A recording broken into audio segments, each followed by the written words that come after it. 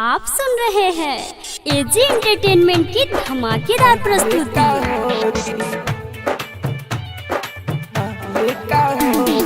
DJ Kanchan Raj, Hajipur Vaishali.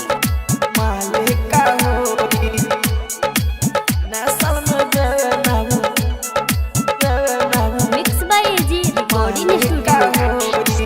फसे ना मछली उजाले का होई, फसे ना मछली उजाले का होई, नसल में देवे ना उमाले का होई, नसल में देवे ना उमाले का होई। लागता भाग गइल एहू साला सोई, लागता भाग गइल एहू साला सोई, नसल में देवे ना उमाले का होई, नसल में देवे ना उमाले का होई। आप सुन रहे हैं एजी एंटरटेनमेंट की धमाकेदार प्रस्तुति। उमाले का होई, हाजीपुर वैशाली। नसल में देवे ना mix by AG recording studio. सबका माला मिले रोज आवे, सबका माला मिले रोज आवे, एगो तो हमर बिया रोज तारा पार करे बहाना खुद करे ले माना, करे बहाना खुद करे ले माना।